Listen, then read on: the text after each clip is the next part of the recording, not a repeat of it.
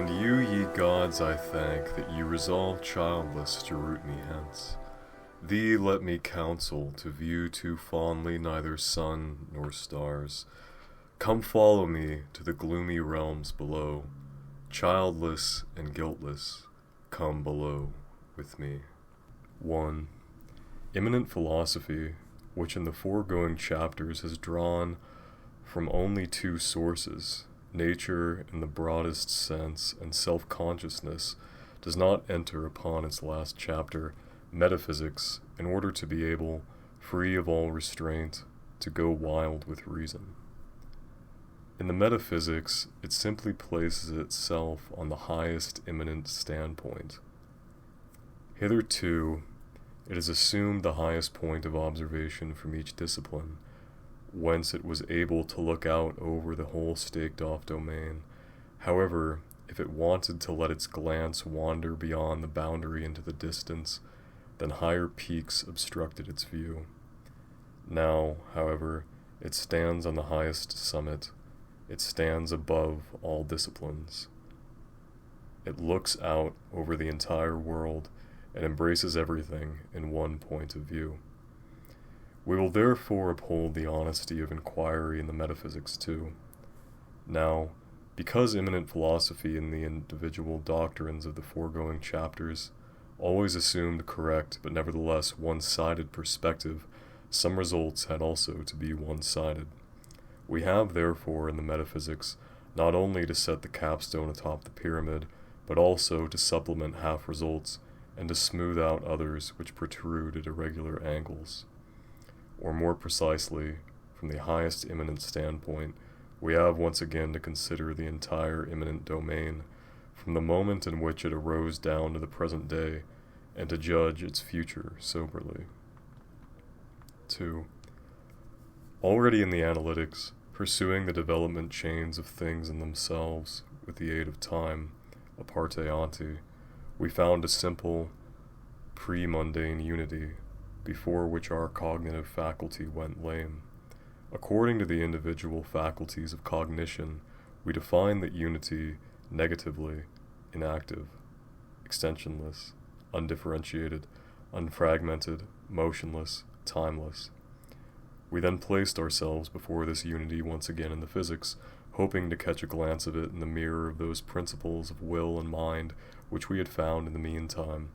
But there too our efforts were completely unsuccessful. Nothing revealed itself in our mirror.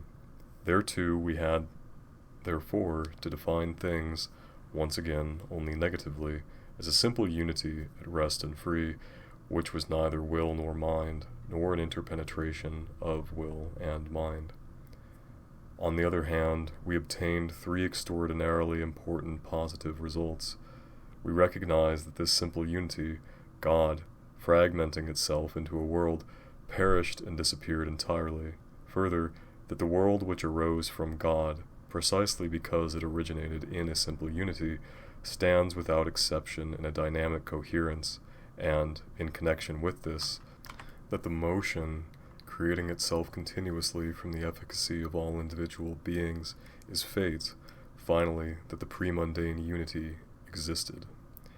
Existence was the thin thread which bridged the chasm between the immanent and transcendent domains, and to existence we have first to turn our attention. The simple unity existed. We can predicate of it no more than this. Of what type this existence, this being was, is veiled from us entirely.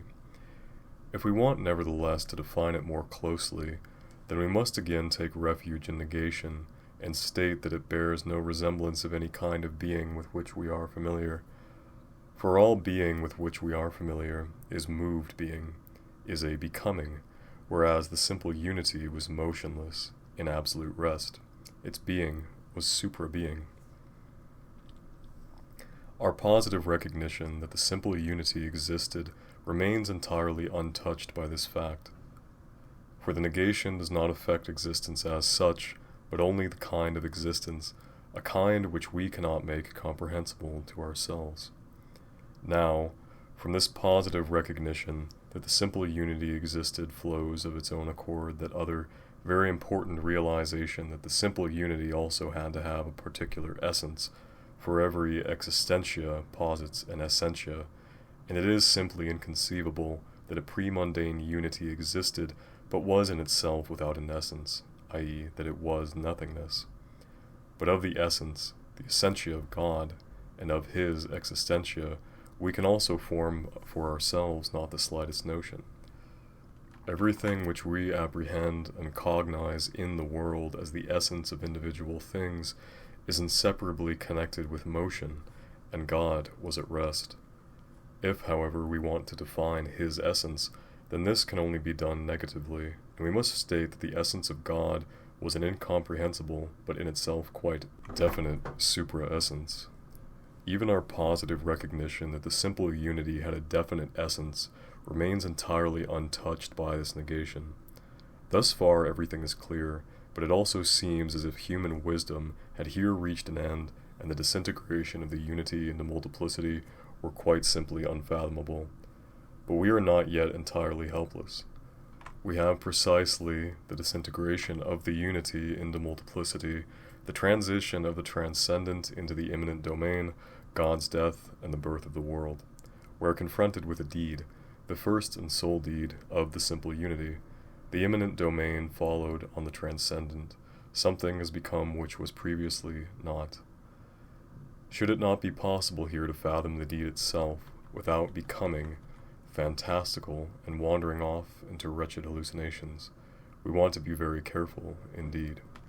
We are nevertheless confronted with a process which we can conceive of in no other way than as a deed. We are also thoroughly justified in calling that same process a deed, for we are still standing entirely in the immanent domain, which is nothing other than this very deed. If, however, we ask for the factors which brought this deed about, then we leave the immanent domain and find ourselves on the shoreless ocean of the transcendent, which is forbidden us, forbidden because all our faculties of cognition go lame in that domain. In the immanent domain, in the world, the factors in themselves of one deed or another are always known to us. We have constantly on one hand an individual will of a quite distinct character, and on the other hand a sufficient motive. Now, if we wanted to use this unshakable fact in addressing the present question, then we would simply have to describe the world as a deed which sprang from a divine will and a divine intelligence. We would be placing ourselves in complete contradiction with the results of immanent philosophy, for we have found that the simple unity was neither will nor mind, nor an interpenetration of will and mind, or, in Kant's words, we would in the most arbitrary and sophistical manner be making immanent principles into constitutive principles in the transcendent domain, which is toto genere different from the immanent. But here all of a sudden there is open to us a way out, which we may take without reservation. 4. We are confronted, as I have mentioned, with a deed of the simple unity. If we wanted to call this the deed of deeds, as we would call all the deeds known to us in the world a motivated act of will, then we would become unfaithful to our vocation, betray the truth, and be simplistic dreamers, for we may attribute to God neither will nor mind. The immanent principles, will and mind, cannot at all be transferred onto the pre-mundane essence. We are not allowed to make them into constitutive principles for the derivation of the deed. In contrast, we may make these same immanent principles into regulative principles for the mere judgment of the deed, i.e., we may attempt to explain the arising of the world by conceiving it as if it had been motivated by an act of will. The difference is patent. In the latter case, we merely make a problematic judgment by analogy with the deeds in this world, without madly presuming to render any kind of apodictic judgment about God's essence. In the former case, in contrast, it is claimed without the slightest hesitation that the essence of God, like that of man, was an inextricable compound of will and mind. Whether one says this, or expresses oneself more vaguely, and calls the will of God potentia will, resting in active will, and the mind of God potentia mind, resting in active mind, one is always striking the results of honest inquiry in the face, for will implies motion, and mind is a part of the will which is precipitated out and has a particular motion. A resting will is a contradictio in adjecto and bears the mark of logical contradiction. 5.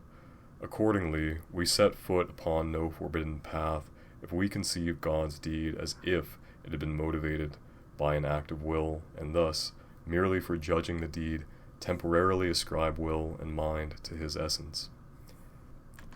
That we must ascribe it to will and mind, and not will alone, is clear, for God was in absolute solitude, and nothing existed besides him.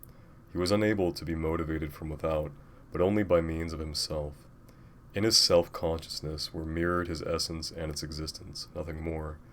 It follows from this, with logical compulsion, that God was able to exercise his freedom, the liberum arbitrium indifferentiae, in only a single choice, namely, either to remain as he was, or not to be.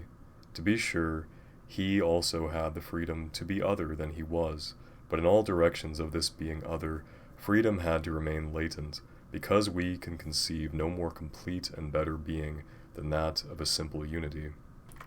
Thus, only one deed was possible for God, and specifically one free deed, because he was subject to no compulsion whatever, because he was able to forego that deed as well as carry it out, namely to enter absolute nothingness, the nihil negativum, i.e. to annihilate himself completely, to cease to exist. Now, if this was his only possible deed, and we in contrast face an entirely different deed, the world, whose being is a constant becoming, then the question is raised, why did God, if he wanted not to be, not crumble into nothingness directly? You must all ascribe omnipotence to God, for nothing constrained his power. Consequently, if he wanted not to be, then he had also to be annihilated straight away. But instead there arose a world of multiplicity, a world of struggle. This is an obvious contradiction. How do you all propose to solve it? The response to this is firstly, it is on one hand certainly established logically that only a single deed was possible for the simple unity. To annihilate itself completely, on the other hand, the world proves that this deed did not occur. But this contradiction can only be an apparent one. Both deeds, the only one logically possible and the actual one, must be at root capable of unification. But how? It is clear that they can only be unified if it can be proven that God's direct annihilation was impossible due to some obstacle or other. We have therefore to search for this obstacle. In the question above it was remarked, you all must ascribe omnipotence to God, for nothing constrained his power. This sentence, however, is false in its generality. God existed alone, in absolute solitude, and it is consequently correct that he was not constrained by anything outside him. His power was therefore an omnipotence in the sense that nothing lying outside him constrained it. But it was no omnipotence with respect to his own power, or in other words, his power was not to be annihilated by itself. The simple unity was unable, by means of itself, to cease to exist. God had the freedom to be as he wanted, but he was not free of his own particular essence. God had the omnipotence to carry out his will to be some way or other, but he did not have the power not to be all at once. The simple unity had the power to be, in some way or other than it was, but it did not have the power suddenly not to be at all. In the former case it remained in being, in the latter case it was supposed not to be. In this latter case, however, it stood in its own way, for even if we cannot fathom God's essence, we do at least know that it was a particular supra-essence, and that this particular supra-essence, reposing in a particular supra-being, was, as a simple unity, not by means of itself able not to be. This was the obstacle. Theologians of every age have unreservedly predicated omnipotence of God, i.e., they attributed to him the power to carry out his every will. In doing this, however, none of those theologians thought of the possibility that God can also will himself to become nothingness. No one has ever considered this possibility, but if one considers it seriously, then one sees that in this single case, God's omnipotence was constrained by nothing other than itself, that it was no omnipotence in relation to itself. According to this view, God's one deed, the disintegration into multiplicity, presents itself as the carrying out of this logical deed, and the resolution not to be, or, in other words, the world is the means to the end of non-being, and specifically the world is the sole means possible to that end. God recognized that only by means of the becoming of a real world of multiplicity, only by means of the immanent domain, by means of the world, would he be able to pass over from superbeing into non-being. Incidentally, were it not clear that God's essence was the obstacle to his dissolution into nothingness, then our ignorance of the obstacle would be no cause for concern. We would then simply have to postulate an uncognizable obstacle in the transcendent domain, for in what follows we shall, in the purely immanent domain, and leaving no room to doubt, obtain the result that the universe is in fact moving out of being into non-being. The question which one could raise here, namely, why God did not want non-being sooner, and why he preferred non-being to superbeing at all, are devoid of all meaning. For as to the first question, sooner is a temporal concept, which in the context of eternity lacks all sense, and as to the second, it is adequately answered by the fact of the world. Non-being must simply have earned preference over superbeing, or else God in his perfect wisdom would have not chosen it. And this all the more when one considers the torments experienced by the higher ideas familiar to us, by the animals nearest to us, and by men, torments with which alone non-being can be purchased. 6. We have only provisionally attributed will and mind to God's essence and conceived God's deed as if it had been motivated by an act of will in order to gain a regulative principle for the mere judgment of the deed. By this route we also arrived at our objective, and speculative reason may rest content. However, we are not allowed to leave the idiosyncratic standpoint between the immanent and transcendent domains.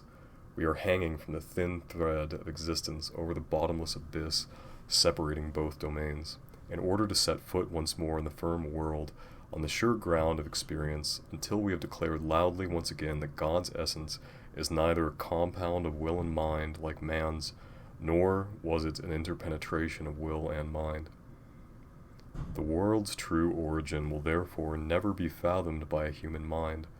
All that we can and may do, a warrant of which we have, too, made use, is infer the divine act through analogy with deeds in the world, and by always keeping in mind and never losing sight of the fact that we see through a glass darkly, and that, according to our limited endowments, we concoct piecemeal an act which, as the unitary act of a simple unity, can never be apprehended by a human mind. Yet the result of this piecemeal composition is satisfactory. Let us not forget that we could be equally satisfied if the ability to see the divine act through a glass darkly were denied us, for the transcendent domain and its simple unity have vanished without a trace in our world, in which only individuals and their wills exist, and beside or behind which nothing more exists, just as before the world only the simple unity existed. And this world is so rich, it responds so distinctly and clearly to an honest interrogation that the sober-minded thinker turns with a light heart away from the shoreless ocean and devotes all his mental power to the divine act, to the book of nature, which lies at all times open before him.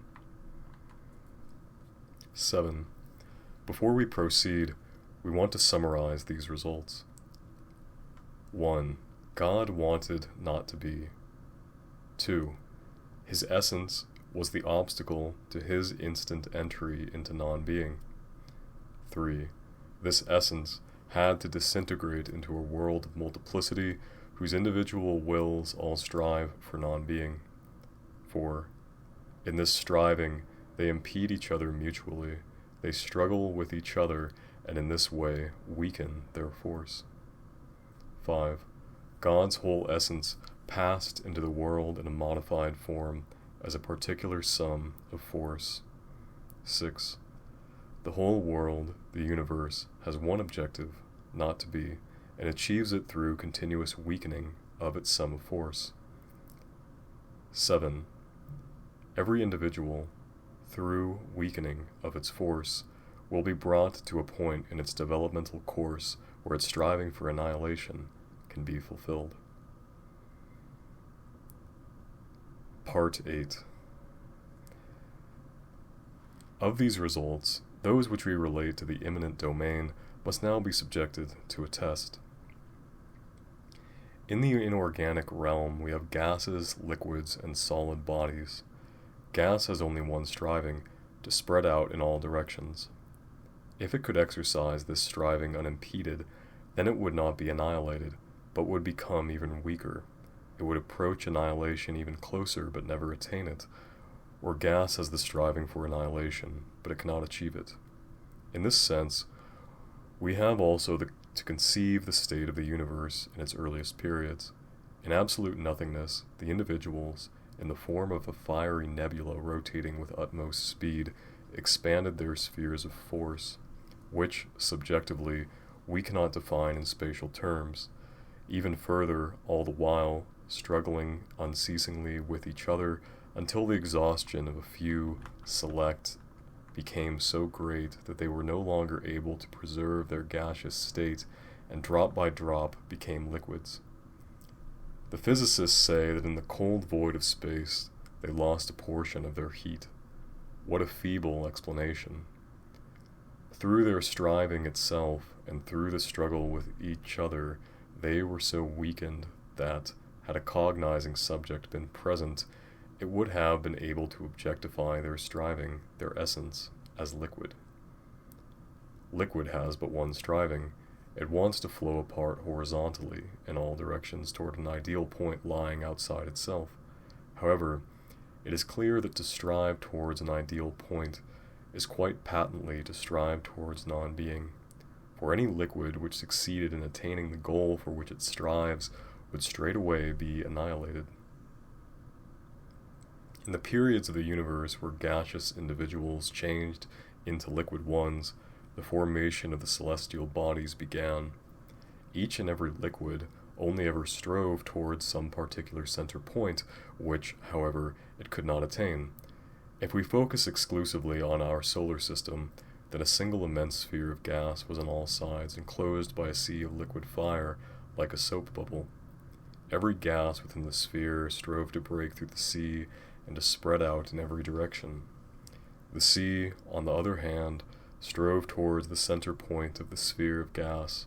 The result of this was an extraordinarily great tension, a violent pressure and counter-pressure, with no other result than a gradual weakening of the individual forces, until a firm crust formed around the whole.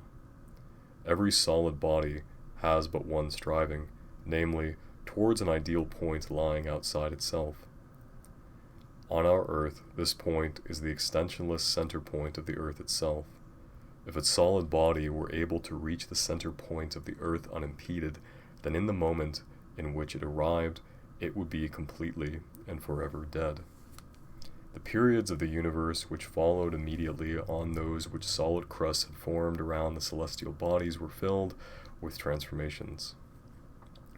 Since the whole universe was rotating from its beginning, the arguably less dense solid bodies loosened themselves and orbited in the form of rings around the center sun until, as the transformations proceeded, they shaped themselves into planets. At the same time, according to the Kantian-Laplacian hypothesis, the central body proceeded to solidify as it cooled and contracted, a weakening of force. The primordial state of the universe presents itself to our thinking as an unconscious yearning of individuals for absolute death, which found only piecemeal fulfillment in the ever-increasing weakening of the definite sum of force. Reflected in the universe of that time, as also in every gas of our universe today, is the transcendent obstacle God found in his own essence when he wanted it not to be, or in other words, the retarding element. Out of every gas peers the reflected image of the transcendent doom, that God wanted not to be, but was unable to find fulfillment straight away. In subsequent periods, we encounter particular individuals for whom the wholehearted satisfaction of their yearning would arguably have come about had they been able to reach their goal unimpeded. The universe at present, however, cannot be thought of except as a finite, but to our minds immeasurably large sphere with a liquid or extraordinarily light solid shell within which every inorganic individual is inhibited from reaching the goal of its striving, or in other words, the universe is kept in pervasive violent tension which continually weakens its definite sum of force. 10. In the entire inorganic realm of the universe, there is nothing other than the individual will with a particular striving, motion. It is blind, i.e., its goal lies in its striving, is of itself already contained in the motion. Its essence is pure drive, pure will, always following the impulse which it acquired when the unity disintegrated into multiplicity. Accordingly, if we say gases want to spread out in indefinitum, liquids and solid bodies also want to move towards an ideal point lying outside themselves. Then in saying we so only express this fact that a cognizing subject, following the direction of the striving, comes to a definite goal. Dependent of the cognizing subject, every inorganic body has only a particular motion, is pure, genuine drive, is mere blind will. And now I ask, how, in light of all this, must the will of the chemical idea be reflected in man's mind, as will to life? Not at all. According to all that has been said up to this very point, it is pure will to death. This is a very important result. In the inorganic realm, through and through, not life is willed, but annihilation. Death is willed. The only reason we have to do with a will at all is because something is supposed to be acquired which still has not been, because a retarding element is present which makes its instant attainment impossible. Life is not willed, but is only the phenomenon of the will to death. And specifically, in the primordial state of the universe and in every gas of the present, it is the phenomenon of the retarding element in the individual, and in every liquid and every solid body, it is the phenomenon of a striving impeded from without. For this reason, in the inorganic realm too, not the life of the individual is the means to an end, but the struggle as such, or the multiplicity which occasions that struggle, as the case may be, is the means. Life in the inorganic realm is only ever phenomenon, is the gradual motion of the chemical ideas towards death. As long as there are gaseous ideas in the world, and even now they outweigh all others, so long is the sum of force in the world not ripe for death. All liquids and solid bodies are ripe for death, but the universe is a fixed whole, a collective unity standing without exception in dynamic coherence and with a single goal, non-being. And for this reason, the liquids and solid bodies cannot fulfill their striving until each and every gas has been weakened to the point where they too become solid or liquid. Or in other words, the universe cannot become nothingness until the entire sum of force contained in it is ripe for death. Now, from this vantage point, with the whole in view, the life of the liquids and solid bodies, therefore their striving impeded from without, appears as a means, namely, as a means to achieving the purpose of the whole. In physics, we therefore assumed a too low standpoint with respect to the chemical ideas, and only required a half result. We recognize the impeded striving of all ideas quite rightly as life, but since we stopped at that point, or more precisely, had to stop at that point for want of a metaphysics, we erred in our explanation of the will. The chemical idea wants death, yet it can only attain death through struggle, and for this reason it lives. In its innermost core is its will to death. Now we enter the organic realm. In doing so, we have to remember from the physics that this realm is nothing other than a form for the weakening of the sum of force in the universe. Now we call it more precisely the most perfect form for the extinction of force. This is sufficient for us at this point. In what follows, we will find a place where we can once again immerse ourselves in the study of organization and apprehend its whole significance. The plant grows, reproduces in some way or other, and dies after a certain lifespan. If we now look past every particular, then what here leaps out at us first of all is the great fact of real death, which was unable to appear as a phenomenon anywhere in the inorganic realm. Could the plant die if it did not want to die in the deepest core of its essence? It merely follows its fundamental drive, which drew its entire striving from God's yearning to be. But the plant's death is only a relative death. Its striving finds fulfillment only piecemeal. It reproduced, and through reproduction, it lives on. Now, since reproduction, the maintenance of life, is indeed induced from without and depends on other ideas, but then its most essential aspect springs from the innermost idea of the plant itself, so the idea of the plant is a phenomenon entirely distinct from that of the chemical idea. Whereas with the chemical idea, life is but an obstacle to the will to death, induced and conditioned from within or without, life in the plant is directly willed. The plant therefore shows us will to life alongside will to death, or, more precisely, because it wants absolute death but cannot have it, it wants life directly as a means to absolute death, which results in relative death.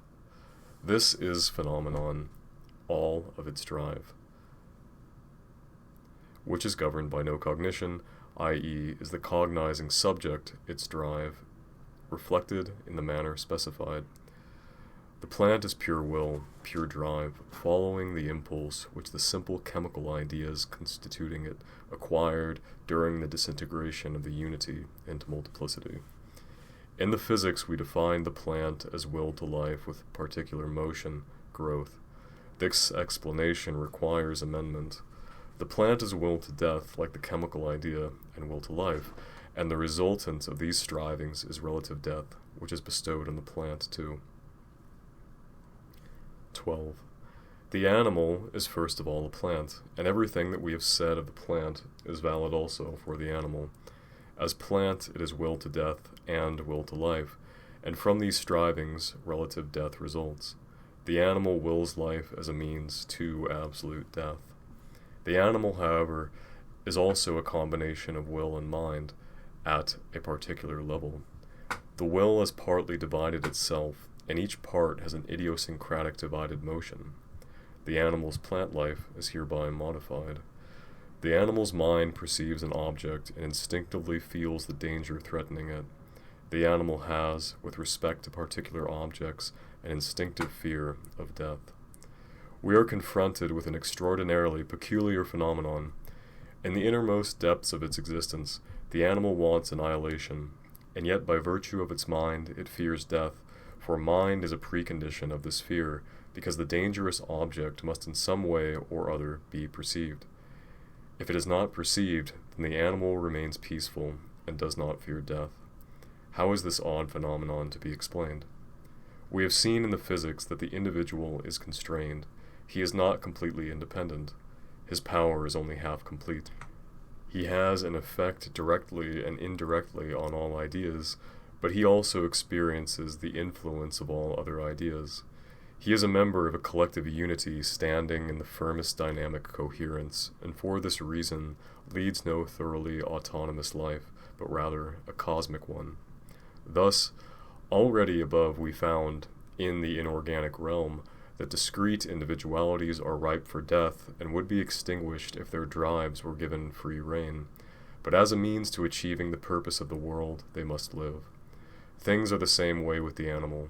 The animal is a means to achieving the purpose of the whole, just as the entire organic realm is only a means to achieving the purpose of the inorganic. And specifically, its constitution corresponds to the particular purpose which it is meant to fulfill. Now we can place this purpose in nothing other than a more effective extinction of force, which extinction is only to be attained through fear of death, more intense will to life, and this fear, in turn, is a means to achieving the purpose of the whole, is a means to absolute death.